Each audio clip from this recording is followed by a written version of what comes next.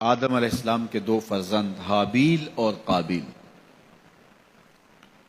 تو ان کا آپس میں الجھاؤ ہو گیا، تو اس نے اپنے بھائی کو قتل کر دیا۔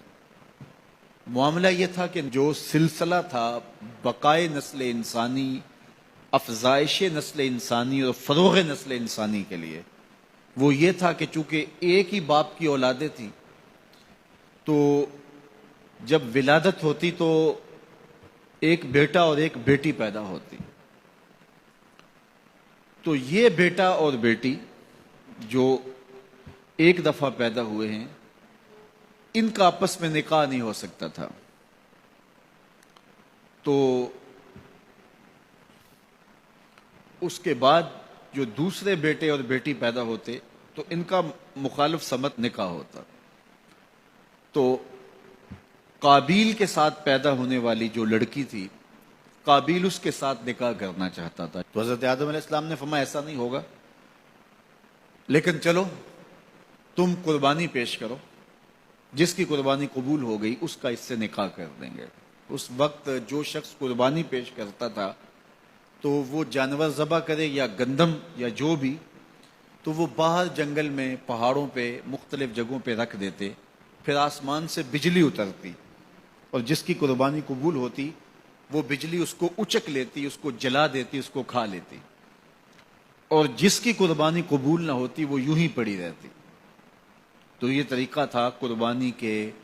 قبول ہونے کا۔ اس امت کے لیے اللہ تعالیٰ نے اس عمل کو اور اس امر کو پوشیدہ رکھا کہ قربانی قبول ہوئی ہے یا نہیں ہوئی۔ جس کی قبول ہوئی ہے تو وہ بھی ڈرتا ہے پتہ نہیں قبول ہوئی ہے یا کہ نہیں، اور جس کی نہیں قبول ہوئی وہ بھی لوگوں کے سامنے رسوا نہیں ہوتا، وہ اس کے نامہ اعمال میں درج کر دیا جاتا ہے لیکن وہ رسوا نہیں ہوتا۔ اور دوسری بات کہ ہم خود ذبح کر کے خود کھا لیتے ہیں۔ یہ عجیب ماجرا ہے کہ بروز عید قرباں وہی ذبح بھی کرے ہے وہی لے ثواب الٹا۔ خود ذبح کر کے خود کھایا، اس کی کھال بھی اپنے مصرف میں لے کر آئے اور ثواب بھی خود کمایا۔ یہ اللہ نے اس امت پر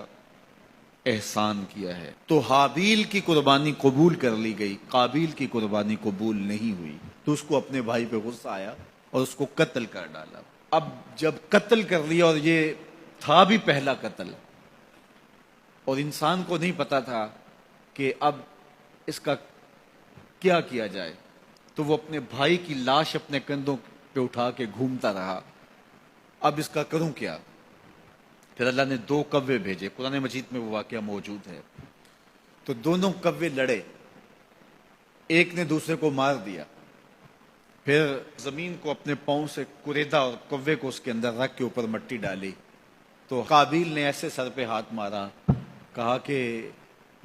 یہ کوا جو ہے یہ تو میرے سمجھدار نکلا اور میں نہ جان سکا اور یہ جانتا ہے، تو پھر اپنے بھائی کی لاش کو دفن کیا۔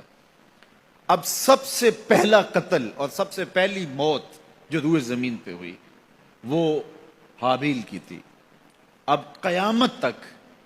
جتنے لوگ بھی قتل ہوں گے، جس طرح قاتل کو اس کی سزا اور اس کا گناہ پہنچے گا، یہ سارا گناہ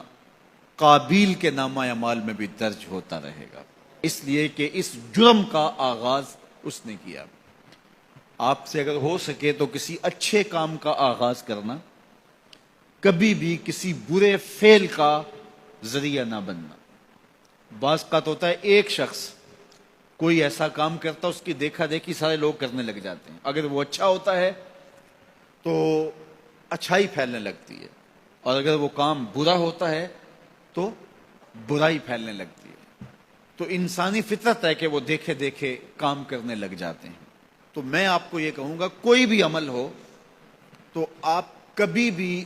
کوئی کام کرنے سے قبل یہ ضرور سوچیں کہ میرے کسی عمل کے تتبع سے کہیں جو ہے وہ میرے ذمے، میرے کھاتے کو ایسی چیز نہ آ جائے۔ اور اگر کوئی اچھائی ہے تو وہ حضور نے ایک دفعہ فنڈ مانگا، تو ایک شخص نے کھڑے ہو کر کے کچھ پیش کیا، تو اس کے دیکھا دیکھی باقی لوگ بھی شامل ہو گئے، تو حضور نے اس وقت فرمایا تھا تاریخ ساز جملہ، من سنّا فی الاسلام سنتن حسنتن فلہ اجرھا، جس نے اسلام میں کوئی اچھا طریقہ رائج کیا تو اس کو اس کا اجر نصیب ہوگا، اور پھر اس کے دیکھا دیکھی جس نے بھی عمل کیا ان کا اجر بھی اس کے کھاتے میں لکھا جائے گا، اس کا اجر ختم کیے بغیر جس نے بعد میں کیا ہے پہلے شخص کے کھاتے میں بھی درج ہوتا رہے گا۔ میرے حضور کا ایک فرمان ہے کہ خیر کی چابی بنو اور شر کا تالا بنو۔ یہ کتنا جامع نسخہ ہے، خیر کی چابی بنو، خیر کو کھولنے والے بنو، اور شر کا تالا بنو۔ کچھ لوگ شر کی چابی بنتے ہیں اور خیر کا تالا بنتے ہیں۔ تو ہمیشہ اپنی زندگی میں کوئی بھی عمل کرنے سے قبل، وہ چھوٹے سے چھوٹا ہو یا بڑے سے بڑا ہو، آپ دیکھیں کہ اس کے معاشرے کے اوپر کیا اثرات مرتب ہوتے ہیں۔ آپ گلی سے گزرتے ہوئے کوئی پتھر کا ٹکڑا اٹھا کے ایک طرف کر دیتے ہیں تو آپ کے دیکھا دیکھی کئی اور لوگ بھی پتھر کے ٹکڑے اٹھانے لگ جاتے ہیں تو پوری گلی صاف ہو جاتی ہے، اور آپ اشارے پہ کھڑے ہیں اور اشارہ توڑ دیتے ہیں تو سارے لوگ جو ہے وہ پہلے جھجک رہے ہوتے ہیں، اور آپ نے اشارہ توڑا تو پھر ساری ٹریفک آپ کے پیچھے چلی گئی۔ اس اشارہ توڑنے کا گناہ جتنا بھی ہے، اس کا جو بھی لیول ہے، جس طرح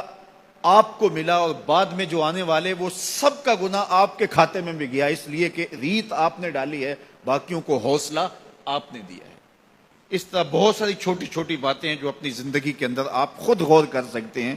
تو کسی کو گالی بھی نہ دیں، اور جو ہے وہ